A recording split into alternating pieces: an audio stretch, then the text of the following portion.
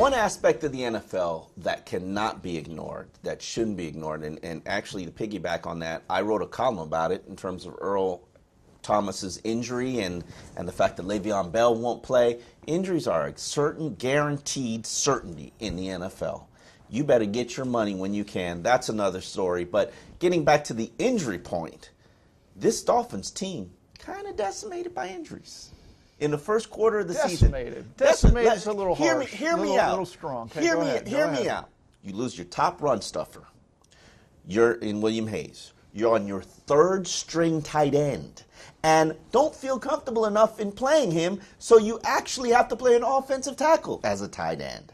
You're on your second center. You're on your second left guard. 2 starters down of 5 on your offensive line. Hey, I'm not finished yet. Dave. Bobby McCain, your second cornerback and your backup nickel. Rashad Jones, your starting Pro Bowl safety, team's top playmaker. Andre Branch, a rotational defensive end. Hey, Dave. Hell, Devontae Parker. What's up with Devontae Parker? And as with Devontae Parker and a lot of these injuries, you knew they were coming. Chase Allen. You knew they were. He's back on the field today. You knew they were coming, okay? All these 30-year-olds they got in football, these bodies. You did warn us. These bodies wear down. Josh Sitton, Daniel Kilgore, these are wear and tear That was issues. your obsession about this offseason. I did not get. I don't like signing 30-year-olds plus the big money. I mean, I thought Danny Amendola, he's still healthy. Yeah, okay. You thought he'd be done by now? William Hayes missed most of last year, missed all training camp, and now it was a freaky injury he got this time, okay? Unfortunate. But let's not be surprised he got hurt, okay? Because he's a 34-year-old man? Yeah, and who with a history of injuries. No, Okay. he doesn't have a history. He missed all last year, 10 games last year. No. He missed all training camp and preseason this year.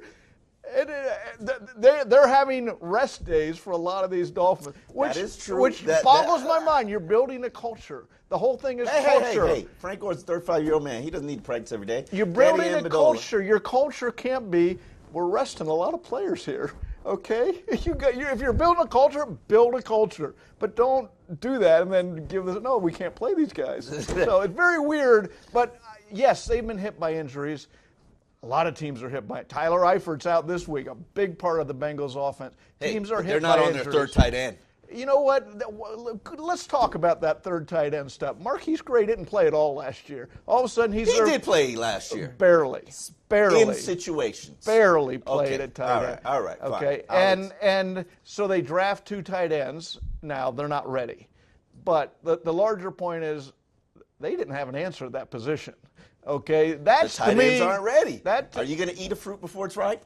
Well, what you got to do is make sure you got someone who can play, who's ready to play, and what's our plan? That was A.J. Derby. Meanwhile, you got 4 quarterbacks on the roster. And you wonder why the depth. Hey, don't you complain that they don't take enough quarterbacks, don't develop enough quarterbacks? Now they want to develop quarterbacks, and it's a problem. 28-year-olds are not developing quarterbacks. I'm sorry. Okay, Derek Capo asks, what coaching lessons do you think Adam learned from the master this weekend? Seems like their coaching was phenomenal compared to ours. You know, to me, there wasn't much I could learn outside of my personnel. We got our tails whooped. How do I compensate, mask this to address the fact that I got beat up at the line of scrimmage on offense and defense? Well, I don't think it helps that you got rid of Jordan Phillips. Not that he was great, but he gave you at least 15 snaps. Now you don't even have anybody giving you 15 snaps in a 3 defensive tackle rotation. We played 25 last week, and he was in on 4 tackles. So, 1 tackle last week, which tells you you're getting nothing out of him. Now, should you cut him? Things have built up. Things have built up. Every year, Adam Gase has used October to send a message to his team. He has. In 2016, when they were 1-4, he cut Dallas Thomas, rightfully so, Jamil Douglas, and Billy Turner. The other 2, they're still hanging around in the NFL, but Dallas Thomas had no damn business being here. Well, he'd been warned about that, and it was his first year. He said everybody's going to get it. Now, with Jordan Phillips, we're into year 3 of Gase and him together, year 4 of Jordan Phillips and him. It does seem a little weird every year. In October, you got to be doing this, though, right? because it sometimes tells you need to get sometimes you need to get your team's attention. Well, he's got his attention between the New England and firing a player. He's got his attention. And if you want to paint this well, they're 3-1. He's got their attention. The Patriots, Bill Belichick got their attention last week when they were 1-2, and all New England thought the sky was falling. So let's see whatever they Dolphins are. I think you'll see it this weekend. Here's our next question comes from Alec Leth. Well, I don't know how to say that. Axel Leth. Axel Leth, yes. Do you think the Dolphins will implode and return to their old selves, or rise to the adversity after the Patriots game? I think they're in trouble this weekend. Cincinnati's hot, they score points. This Dolphin offense hasn't shown me yet they can score a lot of points. So you don't think Miami's leadership, the reason that I'm these not guys doing this leadership. I'm doing the talent. I'm going to talent. I don't want this leadership stuff. Oh, you know what? You don't believe in culture change, Dave? Well, I believe in culture, but I believe it should be part of what a coach comes in and right from day one develops. But in the situation with Jordan Phillips, if you feel like you got a cancer and you remove that cancer. So why do you wait year 3? He was cheap. Right, I get it. I mean, you thought you could bring him out. Yes. I get that. Yeah, man, they might have just given up a compensatory pick. I got no problem. I have no problem firing a guy if you think he's hurting you inside the team. I don't know how it really helps you, though. Yeah, well, yeah. We'll see. The question is, leadership has to step up. This has to be those games where they can't afford one of these University of Miami hangovers. Lose to FSU and then be woe is me for 2 weeks and lose another game. They can't afford a hangover. And you got to wipe that. I tell you what they need is a good game from Ryan Tannehill this time. Okay, they got a bad game from him in New England. And he everything to that point is very efficient. He'd made a few really good passes. He's still struggling on third down, though. Well, he's still struggling, and as far as playmaking, I thought he had a couple good touchdowns to Kenny Stills, but that was a game in New England that begged for the quarterback to bail him out, and they got nothing from him. He got beat up, but he didn't create anything on his own. Before he got beat up, they got nothing from him. So it'll be interesting. All right, Mike let me ask you this one, Omar. Mike wants to know, the Dolphins struggled with press coverage. Why doesn't Gaze use more bunch sets to help?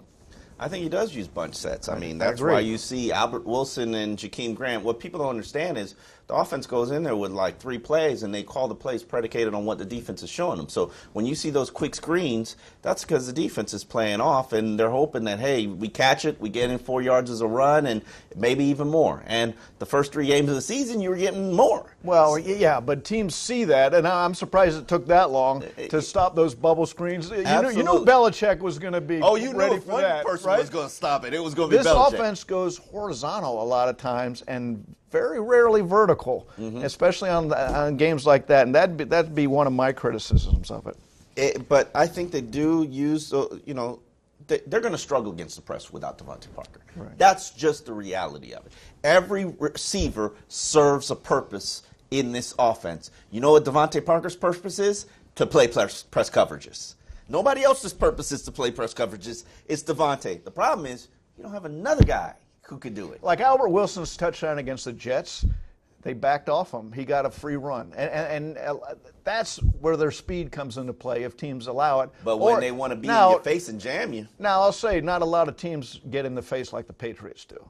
Okay, not a lot of now. Maybe we're going to see it start. Oh, yeah, you're going to see a lot of teams. I don't know about Cincinnati because they play a lot of zone, but I'm playing press against these Dolphins. All right. Eric Suprent asked, do you think Adam Gaze's commitment to Ryan Tannehill will ultimately be his downfall? Tannehill doesn't seem to be able to make those around him better.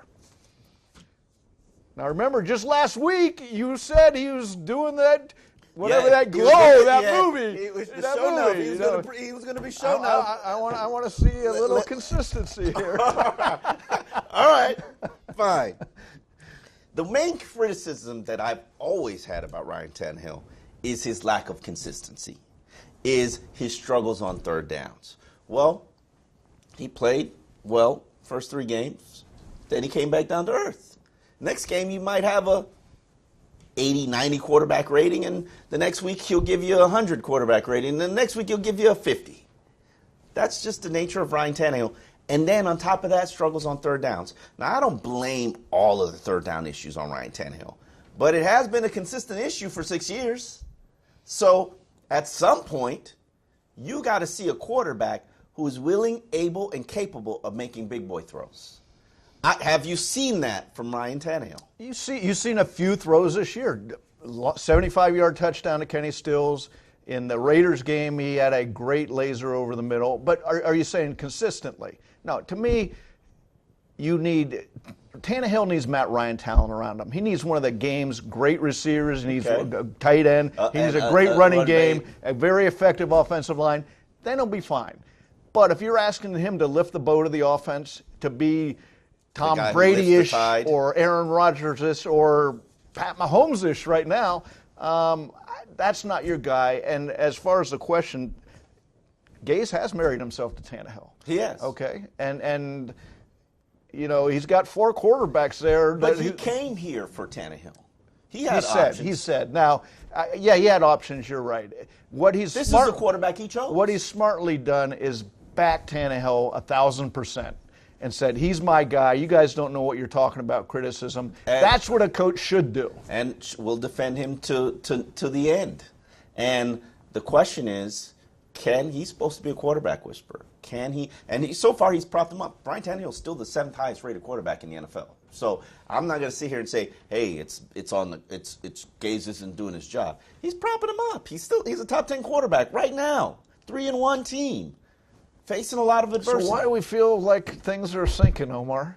It's that Patriot. The Patriot. It's a Patriot. Beatdown, yeah. The annual beatdown in Foxborough, right? Yeah, they rang that bell, and psychologically you just weren't ready and weren't prepared for it. But I think you lost in a fashion that you didn't expect. You didn't expect to be pushed around. There's no shame to losing to the Patriots. Absolutely, in especially Foxborough. Foxborough. To lose that way was shameful.